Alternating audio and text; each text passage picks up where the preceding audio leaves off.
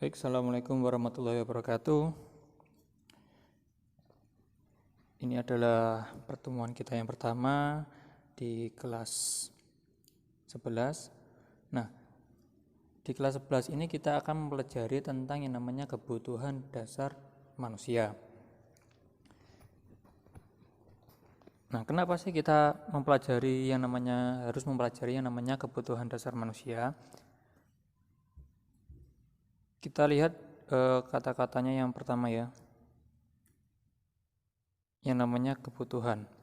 Nah, kebutuhan ini, yang namanya kebutuhan pasti orang ingin memenuhi hal tersebut, yang namanya butuh. Kalau butuh pasti ingin tercapai, itu namanya butuh. Yang namanya kebutuhan dasar, kata yang kedua adalah dasar. Jadi kebutuhan yang paling utama, yang paling bawah, atau kebutuhan yang paling prioritas. Dari siapa? Dari manusia itu sendiri. Jadi kebutuhan dasar manusia itu adalah bagaimana cara kita untuk melengkapi kebutuhan-kebutuhan yang ada pada diri kita maupun di diri orang lain.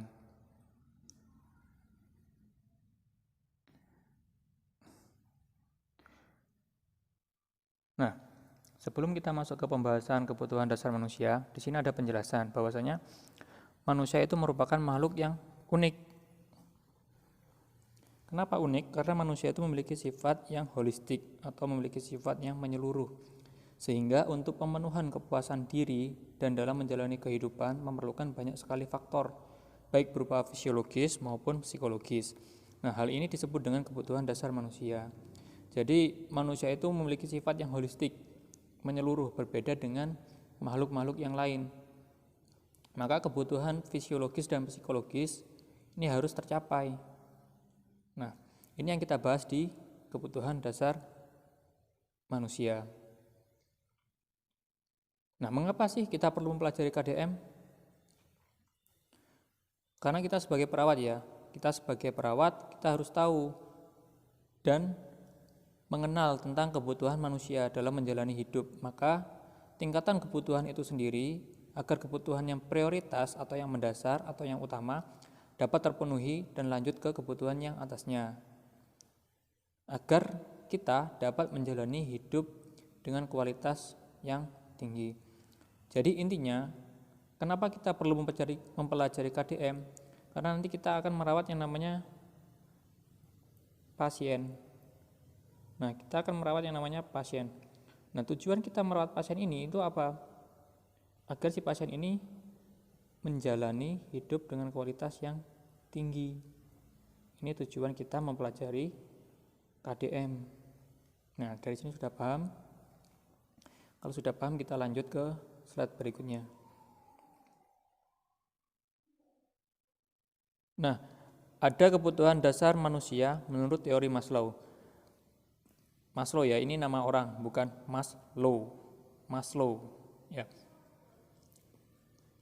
Maslow ini adalah seorang ilmuwan ya, bahwasanya dia mengungkapkan hierarki kebutuhan manusia menurut Maslow merupakan teori yang dapat digunakan perawat untuk memahami hubungan antara kebutuhan dasar manusia pada saat memberikan perawatan. Jadi menurut si Maslow bahwasanya kebutuhan dasar manusia itu harus kita pahami sebagai seorang perawat. Agar apa? Agar kita mampu memberikan asuhan keperawatan yang tepat dan fokus. Agar memberikan asuhan tepat dan fokus sehingga kita tidak salah penanganan, sehingga kebutuhan manusia tersebut atau pasien itu dapat terpenuhi. Kita lanjut. Nah, dalam pengertian teori Maslow, dalam memberikan asuhan keperawatan harus memperhatikan kebutuhan bio, psiko, sosio, kultural dari klien. Nah, bahan Maslow ini membuat sebuah urutan prioritas dari kebutuhan manusia. Kebutuhan tertentu dapat lebih penting dari kebutuhan dasar yang lain. Nah, kita kembali ke awal tadi ya, bahwasanya manusia itu adalah makhluk yang holistik atau menyeluruh, sehingga banyak sekali faktor-faktor yang harus terpenuhi dalam kehidupan manusia. Nah, faktor-faktor tersebut menurut Maslow itu ada yang namanya bio, psiko, sosio, kultural. Apa sih bio? Nah, bio ini adalah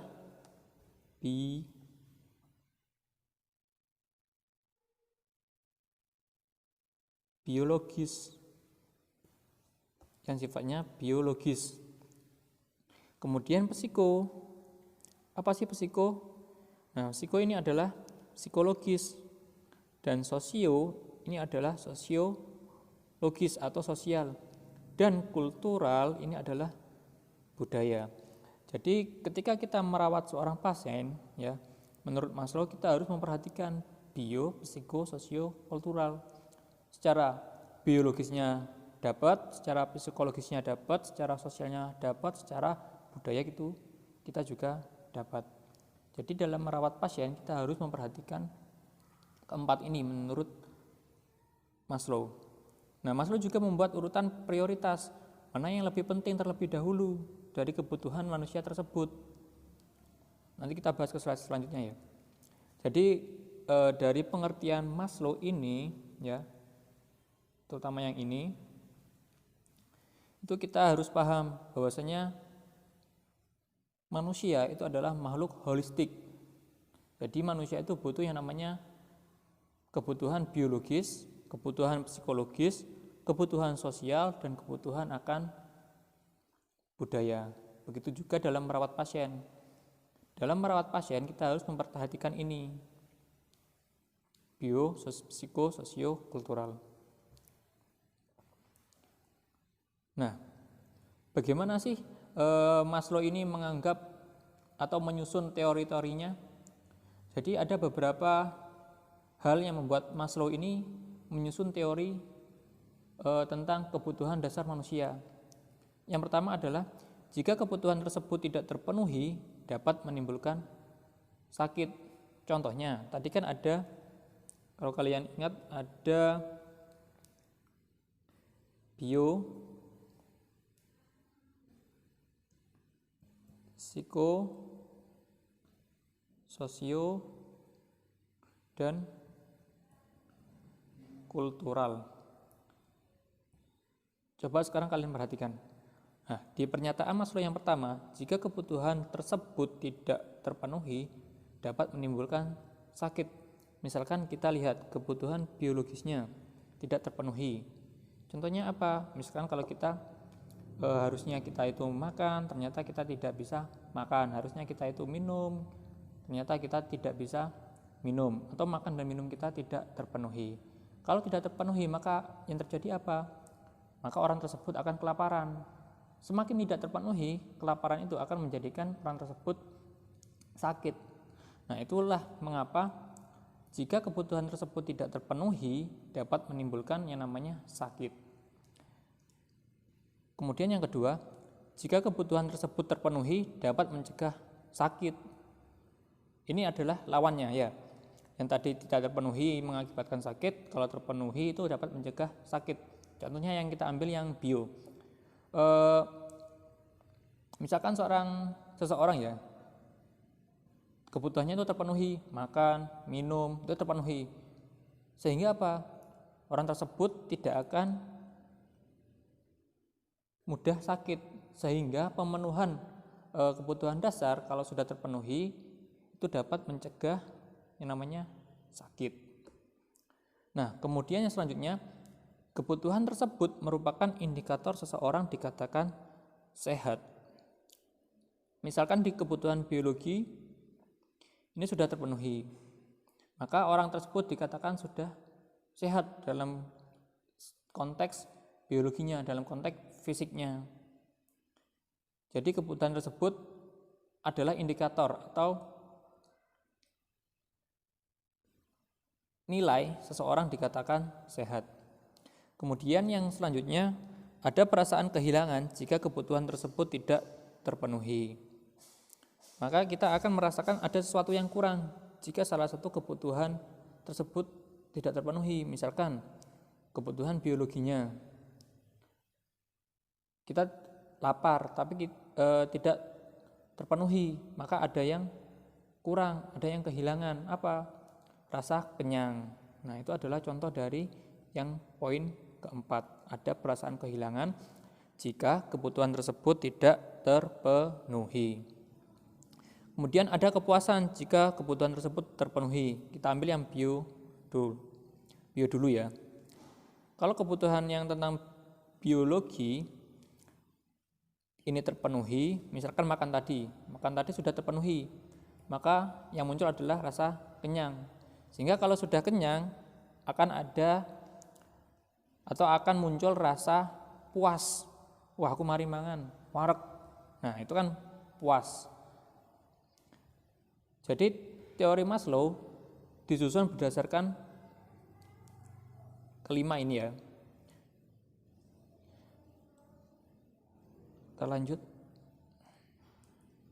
Nah, ada beberapa faktor yang mempengaruhi kebutuhan dasar manusia. Kalau kita bahas di sebelumnya, nah, teori Maslow kan disusun dari beberapa indikator ini. Maka indikator ini bisa dipengaruhi oleh sesuatu hal, ketidakpemenuhan. Tidak bisa penuhnya kebutuhan ini akan dipengaruhi oleh beberapa faktor. Apa faktornya? Nah, ini yang pertama ada faktor penyakit. Adanya penyakit dapat menyebabkan perubahan pemenuhan kebutuhan. Jelas ya, kalau misalnya kita terkena penyakit, harusnya kebutuhan kita itu tingkat di atas dari kebutuhan fisik ya. Secara fisik kita sehat, ternyata kita di tingkatan selanjutnya butuh yang namanya rasa aman. Nah, kalau misalkan rasa aman ini tidak terpenuhi, maka kita akan takut, cemas, sehingga mengakibatkan apa? Sakit. Nah, adanya penyakit ini juga menyebabkan perubahan pemenuhan kebutuhan. Kemudian hubungan keluarga. Hubungan yang baik dapat meningkatkan pemenuhan kebutuhan dasar. Jadi hubungan keluarga yang baik ini dapat memenuhi kebutuhan di atasnya dari kebutuhan biologi. Kemudian ada konsep diri. Konsep diri ini adalah bagaimana cara kita menilai diri kita sendiri. Nah, konsep diri yang positif memberikan makna yang berarti bagi seseorang. Artinya ketika kita memiliki hal-hal yang positif, kita memikirkan sesuatu yang positif, ini akan memberikan makna yang berarti bagi seseorang, baik itu orang lain maupun diri kita sendiri. Kemudian tahap perkembangan. Setiap tahap perkembangan memiliki kebutuhan yang berbeda. Contohnya, bayi yang baru lahir dengan anak usia muda atau remaja akhir, itu kebutuhannya berbeda. Kalau bayi mungkin kebutuhannya hanya makan, minum, istirahat. Sedangkan orang-orang yang dewasa atau remaja akhir itu kebutuhannya berbeda, ada tambahan lagi, mungkin rasa ingin dihargai, rasa ingin dicintai, rasa ingin bergabung dengan sosial, rasa ingin diakui oleh masyarakat. Maka tahap perkembangan ini juga menjadi faktor yang mempengaruhi kebutuhan dasar manusia. Kemudian ada yang namanya struktur keluarga. Nah, struktur keluarga ini juga dapat mempengaruhi cara klien memuaskan kebutuhannya. Misalkan seorang ibu dengan bayi atau ibu dengan anak, maka kebutuhan si ibu ini akan lebih memprioritaskan dari kebutuhan si bayi. Coba misalkan kita bahas tentang kebutuhan dasar ya, paling dasar yaitu kebutuhan tentang fisiologis. Nah, kebutuhan dasar fisiologis itu ada beberapa, nanti dijelaskan di slide selanjutnya, tapi ini sebagai gambaran ya. Ada kebutuhan, misalkan kebutuhan istirahat tidur. Ketika si bayi ini menangis malam hari dan si ibu ini masih tidur, maka ibu ini akan bangun, kemudian menenangkan si bayi, entah itu menyusui, entah itu mengganti popok. Nah, artinya apa? Kebutuhan dasar ibu ini tidak begitu penting dibandingkan kebutuhan dasar bagi si bayi. Nah, itulah mengapa struktur keluarga menjadi salah satu faktor yang memengaruhi kebutuhan dasar manusia. Nah, inilah segitiga kebutuhan dasar menurut Maslow. Jadi yang kita bahas tadi adalah pembukaan atau bagaimana sih pendapat Maslow mengenai kebutuhan dasar manusia. Maka Maslow menggambarkan kebutuhan dasar manusia menjadi beberapa tingkatan seperti ini. Yang pertama ada physiological atau kebutuhan fisiologis. Kebutuhan fisiologis terdiri dari apa? Ada breathing atau bernafas, makanan, air, pemenuhan seksualitas, kemudian kebutuhan tidur, homeostasis, dan kebutuhan eliminasi, baik itu alfi maupun uri atau buang air besar dan buang air kecil. Ini adalah kebutuhan dasar. Yang maksud kebutuhan dasar ini adalah kebutuhan yang paling utama. Artinya kebutuhan ini harus terpenuhi terlebih dahulu. Kenapa? Coba bayangkan, kalau kebutuhan bernafas tidak terpenuhi, apa yang terjadi? Makan tidak terpenuhi, air tidak terpenuhi, kebutuhan untuk melakukan kegiatan seksualitas tidak terpenuhi, tidur tidak terpenuhi, pasti akan mempengaruhi kegiatan yang selanjutnya. Kemudian kita naik ke atasnya lagi, ada safety atau rasa aman. Jadi di rasa aman ini, tingkat yang kedua adalah rasa aman. Jadi di rasa aman ini adalah bagaimana ketika kita sudah memenuhi kebutuhan fisiologisnya. Fisiologis sudah terpenuhi, maka kebutuhan selanjutnya itu adalah rasa aman. Kenapa rasa aman? Kalian sehat, kemudian kalian berada di suatu masyarakat dan kalian merasa aman, maka akan membuat pikiran kalian menjadi tenang. Coba bayangkan kalau misalkan fisiologis kalian itu sehat, kemudian kalian merasa terancam di bagian ini, di pemenuhan selanjutnya, maka apa yang terjadi? Kalian akan menjadi cemas, menjadi was-was. Akhirnya apa? Maka akan turun. Kalau ini tidak terpenuhi, bisa mengakibatkan kalian turun lagi, gangguan di bagian fisiologis. Kalian cemas, takut ada rampok, takut rumahnya dibakar, kalian tidak bisa tidur, kemudian paginya kalian aktivitas, sampai sore tidak bisa istirahat lagi, begitu terus, maka kalian tidak akan bisa istirahat, sehingga kalian akan jatuh sakit. Jadi pemenuhan yang kedua itu adalah rasa aman. Nah, kemudian setelah rasa aman ada tingkatan selanjutnya, yaitu love atau belonging, yaitu rasa dicintai atau mencintai dan memiliki. Jelas kalau kalian sudah merasakan aman, maka kalian ingin dicintai oleh orang-orang terdekat. Artinya kalian sudah sehat, kemudian kalian berada di lingkungan yang aman. Pasti kalian menginginkan kalian dicintai oleh orang lain, misalkan oleh ayah, ibu, adik, kakak. Nah, kalau misalkan ini tidak terpenuhi, apa yang terjadi? Maka kalian akan turun lagi ke sini, tidak akan merasa aman. Misalkan kalian berada di rumah, ternyata kakak kalian itu tidak menyukai kalian. Nah, apa yang terjadi? Bertengkar terus, bahkan sampai misalkan adu jotos. Akhirnya apa? Kalian merasa di rumah kalian itu tidak aman. sehingga kalian akan bisa turun ke fase yang bawah. Nah, kemudian setelah kalian merasa, oh aku sudah dicintai oleh keluarga, maka tidak akan ada masalah. Maka lanjut ke selanjutnya, tingkatan yang paling atas. Tingkatan atas yang selanjutnya adalah esteem atau pemenuhan ego. Bagaimana cara kita merasa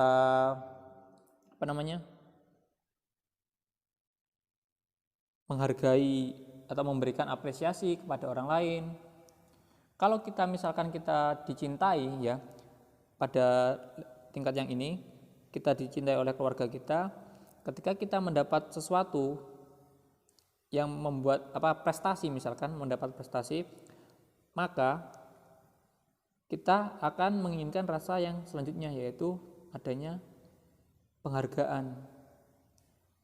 Rasa ingin diapresiasi, rasa ingin kita dihargai, mengapresiasi orang lain, maka ada di tingkatan ini. Kalau rasa apresiasi ini tidak terpenuhi, ya kembali lagi ke bawah. Tapi kalau di tingkatan atas ini pasti ini akan lebih mudah nantinya.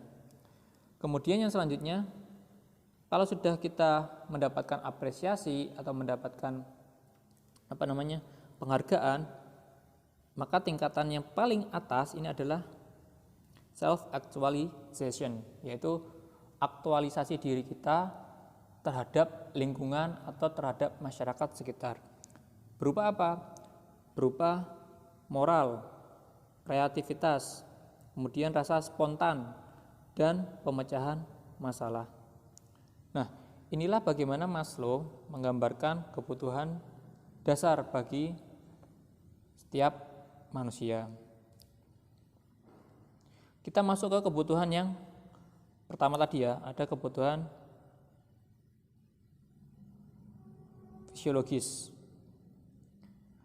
Nah, kebutuhan fisiologis ini adalah kebutuhan yang memiliki prioritas tertinggi dalam hierarki Maslow.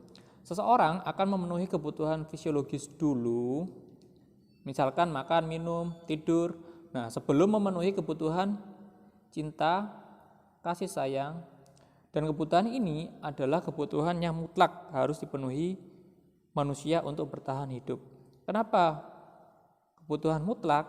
Ya jelas, kalau kalian nggak makan, kalian minum, kalian mati. Kalau kalian nggak istirahat, kalian akan sakit. Kalau misalnya kalian tidak buang air besar, tidak buang air kecil, maka yang terjadi adalah penyakit. Jadi kebutuhan fisiologis ini adalah kebutuhan yang mutlak, wajib hukumnya untuk dipenuhi.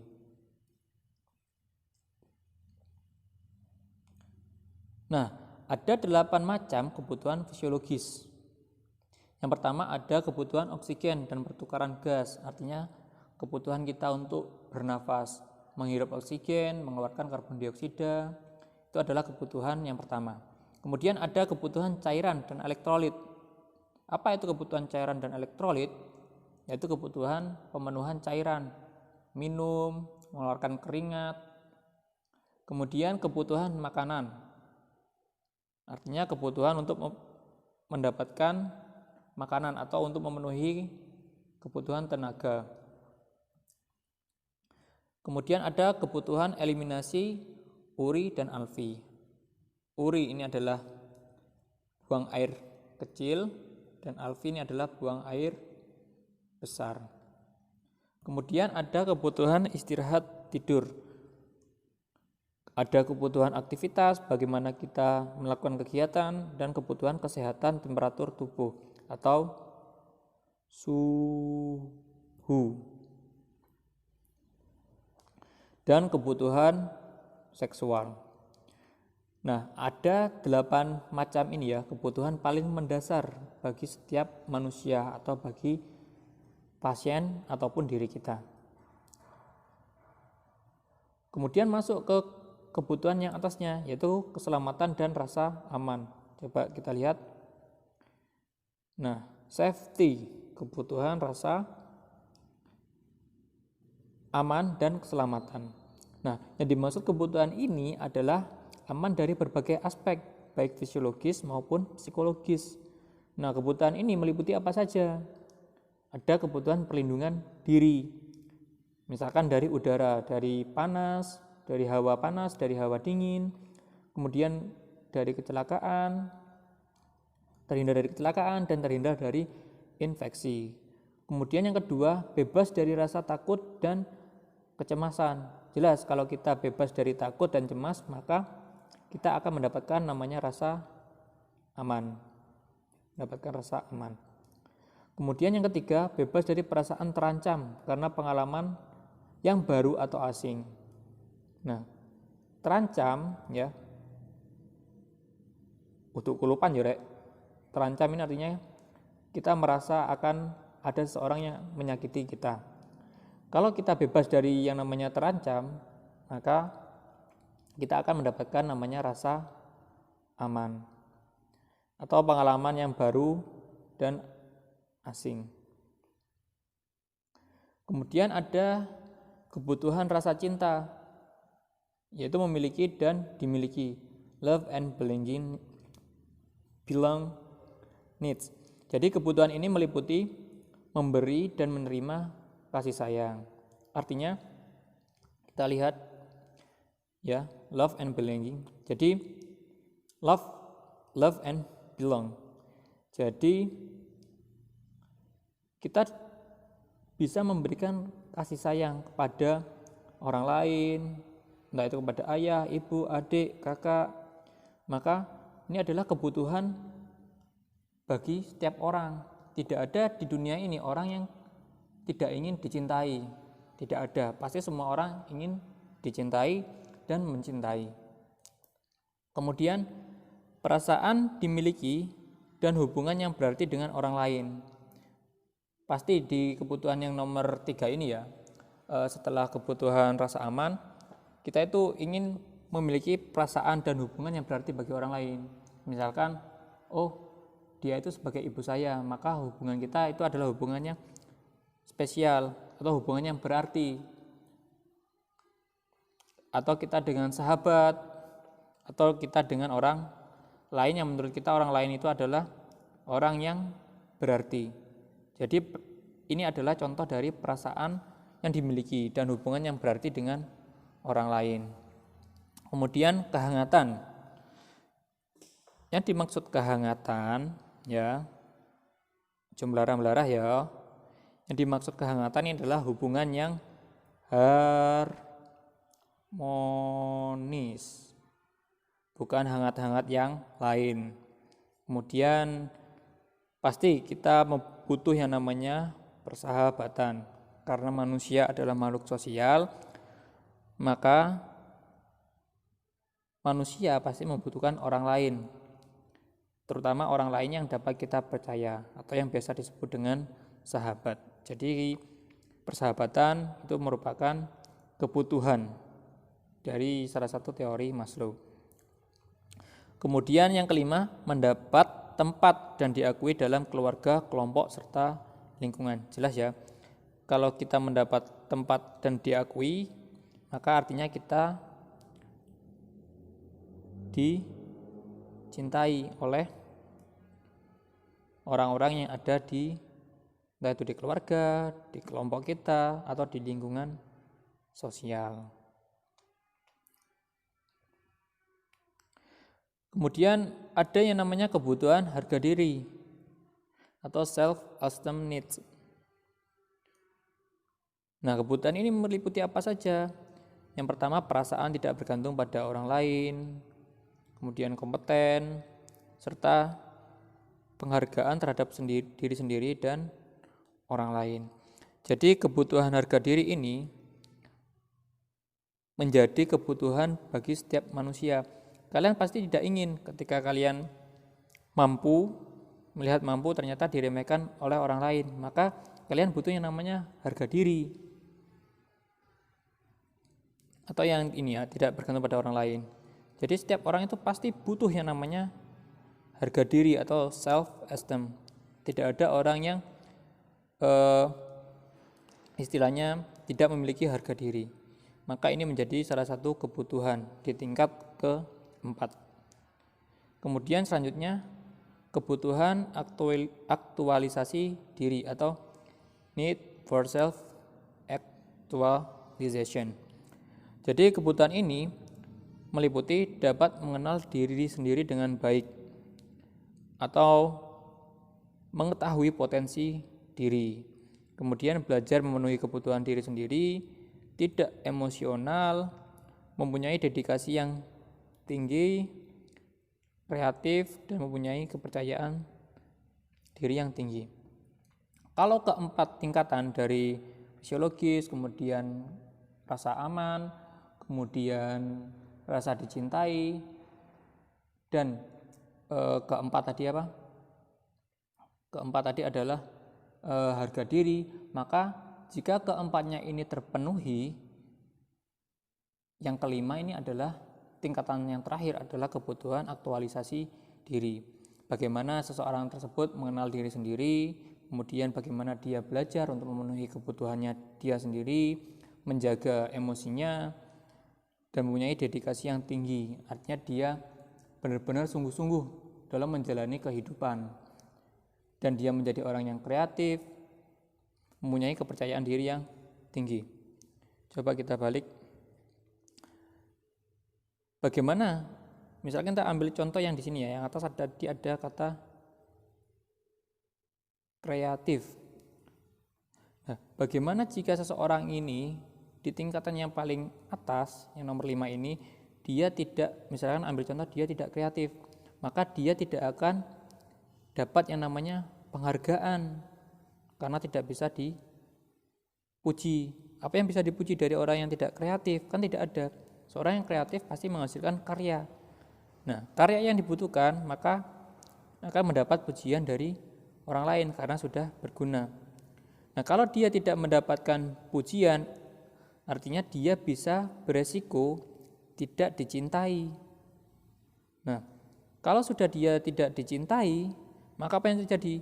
Dia akan merasa tidak aman karena orang-orang di sekitarnya membenci dia. Sehingga karena dia kepikiran, misalkan tidak bisa tidur, tidak bisa makan, maka yang terganggu adalah kebutuhan fisiologisnya, sehingga dia akan sakit. Dan nanti ini akan kembali lagi kalau dia sudah sakit, balik sini. Jadi kelima kebutuhan ini saling berkaitan.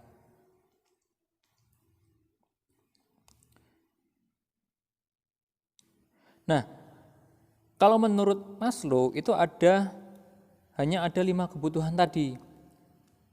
Tapi kita sebagai manusia yang holistik atau menyeluruh, maka ada kebutuhan yang tidak disampaikan oleh Maslow, ada yang terlupakan. Atau ini adalah salah satu kebutuhan yang baru bagi setiap orang. Yaitu apa? Yaitu adalah transendental diri.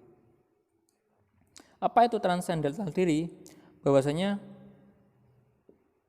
kita ini sebagai seseorang atau sebagai orang memerlukan adanya kedekatan dengan Tuhan. Maka kebutuhan ini merupakan puncak dari eksistensi atau keberadaan kita sebagai manusia secara fitrah.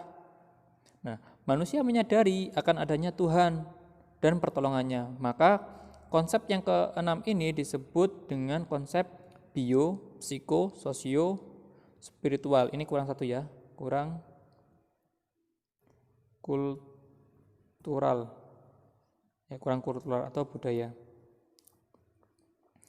Maka Maslow cuma menyebutkan 5. Sedangkan kita sebagai makhluk yang holistik, itu kita harus tahu bahwasanya ada Tuhan atau ada Allah yang memberikan kita sakit, memberikan kita kesehatan, sehingga kita hanya bergantung pada Allah atau pada Tuhan sebagai satu-satunya yang mampu memenuhi kebutuhan kita. Nah, bagaimanakah aplikasi atau penerapan teori kebutuhan ini? Jadi perawat itu harus paham bahwa setiap individu itu memiliki kebutuhan yang berbeda. Dan perawat juga tidak hanya memperhatikan kebutuhan yang paling dasar, tetapi kebutuhan yang ada di tingkat berikutnya. Misalkan kebutuhan yang pertama tadi adalah kebutuhan pemenuhan fisiologis, kebutuhan untuk makan, atau kebutuhan untuk agar seseorang itu tidak sakit. Maka perawat itu harus melihat memenuhi kebutuhan yang utama atau kebutuhan fisiologis, dan juga dapat memenuhi kebutuhan yang di atasnya, yaitu rasa aman. Misalkan kalau ada orang yang sakit, pasti kita akan menenangkan, aduh penyakitku ini kronis, aku ini bisa mati. Nah, dia kan dalam kondisi sakit, tapi kita sebagai perawat kita harus melihat kita sudah memenuhi kebutuhan. Orang ini sakit, maka kebutuhan yang pertama adalah bagaimana memenuhi kebutuhan dasar fisiologis. Misalkan kita pasang infus, kemudian kita pasang oksigen, kemudian dia berpikir bahwasanya penyakitnya ini adalah penyakit yang kronis. Nah, maka kita harus memenuhi kebutuhan selanjutnya, yaitu apa? Rasa aman. Maka kita harus memberi dukungan kepada pasien ini. Ya bilang, Bu, penyakit Anda mungkin tidak kronis, tidak seperti yang Anda pikirkan. Jadi jangan sampai berpikir yang tidak-tidak. Yang penting ibu ini sehat dulu. Nah, inilah bagaimana cara kita menerapkan aplikasi dari teori Maslow. Jadi sebagai perawat itu tidak harus memenuhi kebutuhan dasar saja. Orang sakit kita penuhi infus, oksigen, kemudian ganti misalkan pasangi kateter. Tidak, kita juga harus memperhatikan kebutuhan amannya, rasa aman dan nyamannya, kebutuhan untuk dicintai, kebutuhan untuk aktualisasi diri. Nah, ini adalah bagaimana kita menerapkan teori kebutuhan dari Maslow.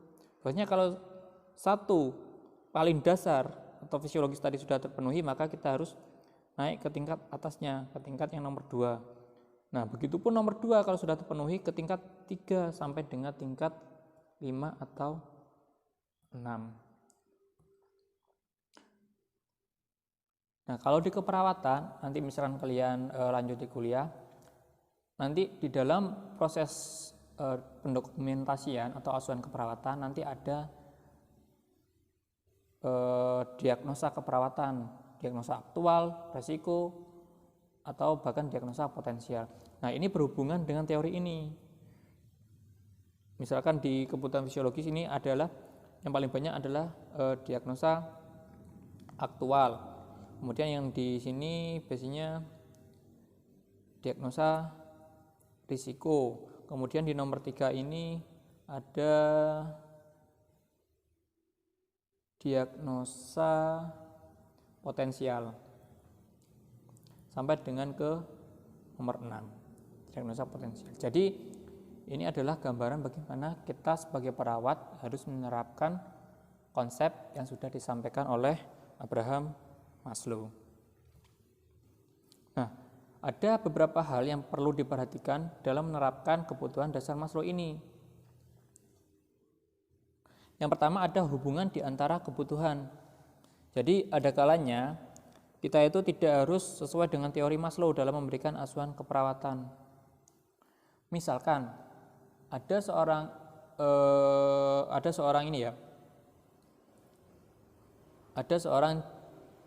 janda yang dia hidup sendiri. Ya, ada seorang janda yang dia itu hidup sendiri, kemudian dia itu sakit, tidak bisa buang air kecil atau buang air besar. Kemudian dia dirawat di rumah sakit. Karena dia tahu lingkungan rumahnya ini berbahaya, maka dia akan kepikiran, piye yo rumahku, aman gak barang-barangku, aman gak emasku, kemudian aman gak harta bendaku. Maka ketika kita sudah memenuhi kebutuhan yang pertama, kita juga harus memenuhi, tenang Bu, kalau Anda kepikiran tentang harta yang di rumah, nanti Anda akan jatuh sakit lagi. Mending sekarang Ibu sehat dulu, kita sudah melakukan penanganan yang terbaik. Sekarang tinggal ibu harus merasa tenang agar ibu nanti bisa sehat atau pulih dengan cepat. Nah, ini adalah yang nomor 1. Kemudian yang nomor 2, simultan dalam memenuhi kebutuhan. Setelah tahu kebutuhan dasar klien, maka pemenuhan kebutuhan dasar tersebut tidak boleh berhenti. Maka kebutuhan dasar di atasnya juga harus terpenuhi secara bersamaan. Nah, jelas ya. Contoh dari ibu tadi, dia kan sakit, kebutuhan fisiologisnya sudah terpenuhi, maka kebutuhan rasa amannya kita tenangkan tadi. Takut ada perampok, kita bilang kalau misalkan ibu masih berpikiran, maka ibu nanti akan jatuh sakit lagi atau tambah parah. Nah, kalau sudah ibunya merasa tenang, baru yang atasnya lagi rasa ingin dicintai atau mencintai. Jadi kita menyampaikan kepada si ibu kedekatan, saling bertanya, artinya terjadi ikatan saling percaya. Dan itu lanjut terus sampai ke tingkatan yang ke-5. Jadi tidak harus sebagai perawat itu tidak harus memenuhi kebutuhan dasar. Misal orang sakit, oh ini sakit, infus, suntik, obat, sembuh, sudah pulang. Enggak, tapi ada konsep yang lain. Jadi ketika kita sebagai seorang perawat, intinya kita kan merawat. Kalau sudah merawat kebutuhan fisiologisnya ini sudah terpenuhi, ya kita masuk ke tahapan selanjutnya, yaitu kebutuhan rasa aman, kita tenangkan. Kalau sudah tenang, maka lanjut ke tingkat atasnya, yaitu rasa saling mencintai, membangun kedekatan, saling mengobrol, saling curhat. Nah, ini yang dimaksud dengan yang nomor 2. Kemudian yang ketiga, faktor yang mempengaruhi prioritas kebutuhan dasar. Jadi perawat diharuskan menyusun prioritas kebutuhan dasar setiap pasien agar asuhan yang diberikan lebih fokus dan efektif. Intinya, kalau orangnya itu sakit secara fisik, ya kita tangani fisiknya dulu. Kalau orangnya sakit secara mental, misalkan cemas, ya kita tangani kecemasannya dulu, bukan fisiknya. Jadi kita melihat, oh orang ini kalau di Maslow ini di tingkat 1, 2, atau 3. Kalau kalian sudah tahu tingkatannya, maka nanti kalian melakukan penanganan itu gampang. Misalkan ada orang cemas, takut karena akan dibunuh, ya kalian nggak perlu memenuhi kebutuhan fisiologis. Mbak, saya takut sambil menggigil. Kenapa? Saya takut dibunuh, saya dikejar-kejar orang. Ya kalian nggak mungkin langsung pasang infus. Sini mbak, sini, pasang infus dulu ya. Pasang infus, suntik dulu ya. Kemudian disuntik, pasang kateter ya. Pasang kateter, ya nggak perlu rek. Karena yang terganggu adalah kebutuhan yang nomor 2, kebutuhan rasa aman. Jadi kita memberikan asuhan terkait dengan rasa aman. Misalkan, tenang mbak, di sini sampean aman, di sini Anda aman karena di sini adalah rumah sakit, banyak sekali orang-orang yang menjaga, ada satpam, paham ya? Jadi kalau cemas ya nggak usah diinfus, nggak usah dikasih obat. Ya kalau cemas, penanganan cemas artinya dia berada di tingkat nomor 2, maka penanganannya beda. Jangan diberikan penanganan di tingkat nomor 1. Itulah yang nomor 3. Nah, sekian pembahasan tentang kebutuhan dasar manusia. Jadi intinya kalau yang namanya kebutuhan dasar manusia itu adalah kebutuhan yang harus terpenuhi. Nah, meliputi apa saja? Yang pertama tadi ada kebutuhan fisiologis. Jadi seseorang itu harus sehat dulu, tidak boleh sakit. Kemudian naik ke tingkat atasnya. Kalau sudah sehat, maka kebutuhan yang harus terpenuhi nomor 2 itu adalah rasa aman. Tidak ada ancaman, tidak ada gangguan. Nah, kalau sudah tidak ada gangguan, tidak ada ancaman, artinya dia itu aman, maka kebutuhan yang selanjutnya harus terpenuhi, yaitu rasa ingin dicintai dan mencintai. Nah, kalau sudah terpenuhi lagi rasa ingin dicintai dan mencintai, maka ada yang namanya harga diri atau ego. Jadi kebutuhan ego atau harga diri ini juga harus terpenuhi. Baru yang terakhir adalah aktualisasi diri, bagaimana peran dia dalam kehidupan masyarakat. Nah, mungkin sekian materi tentang kebutuhan dasar manusia.